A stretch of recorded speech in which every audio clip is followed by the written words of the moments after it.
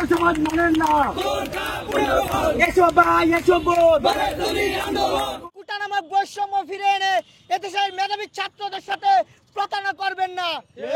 আপনারা যদি সেই কাজটি করেন তাহলে ছাত্র সমাজ আবারও রাজপথে নামবে, 18 সালের মতো বাংলাদেশকে অচল করে দিবে। আমরা ছাত্র সমাজ হাইকোর্টের এই রায়কে ঘৃণা ভরে প্রত্যাখ্যান করছি। ছাত্র সমাজ মানেন না, ছাত্র সমাজ মানবে না।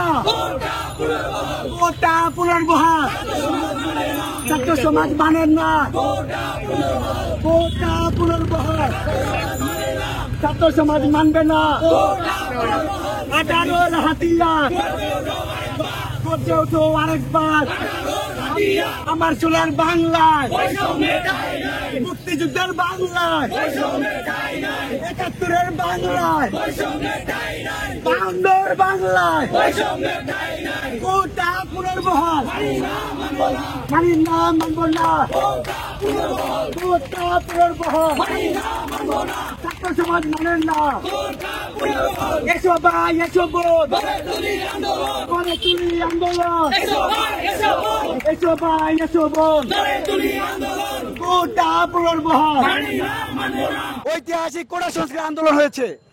ছাত্র সমাজ তাদের মেধার জন্য, মেধার মাধ্যমে চাকরি পাওয়ার জন্য ঢাকা বিশ্ববিদ্যালয়, রাজশাহী বিশ্ববিদ্যালয়, জাহাঙ্গীরনগর বিশ্ববিদ্যালয় সহ পুরো বাংলাদেশের আনাচে কানাচে কোটা সংস্কারের দাবি জানিয়েছিল। সেই দাবির প্রেক্ষিতে, ছাত্র সমাজের দাবির প্রেক্ষিতে বাংলাদেশ সরকার কোটা বাতিল করেছে। কিন্তু আমরা আজকে অত্যন্ত দুঃখের বিষয় দেখেছি, হাইকোর্ট সেই কোটা পুনর্বহাল জারি করেছে। আমরা ছাত্র সমাজ হাইকোর্টের এই রায়কে ঘৃণা ভরে প্রত্যাখ্যান করছি। আমরা রাজু ভাস্কর্যের এই পাদদেশে স্পষ্ট করে বলতে চাই, কোটা পুনর্বহাল চলবে না। ছাত্র সমাজ কোটা পুনর্বহাল মানবে না। বাংলাদেশে যখন চাকরিতে মেধাবীদের পরিবর্তে কোটা নামক বৈষম্য চালু ছিল, সেই বৈষম্যের প্রতিবাদে বাংলাদেশের ছাত্র সমাজ 2018 সালে এই ঢাকা বিশ্ববিদ্যালয় থেকে কোটা সংস্কারের দাবিতে আন্দোলন গড়ে তুলেছিল।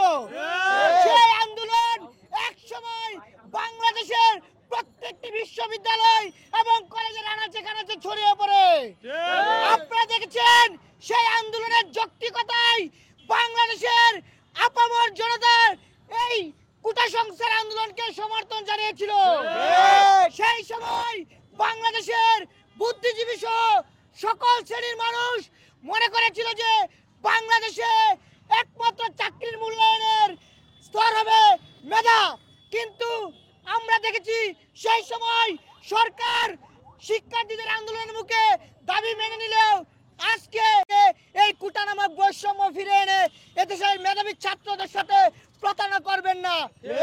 আপনারা যদি সেই কাজটি করেন তাহলে ছাত্র সমাজ আবারও রাজপথে নামবে,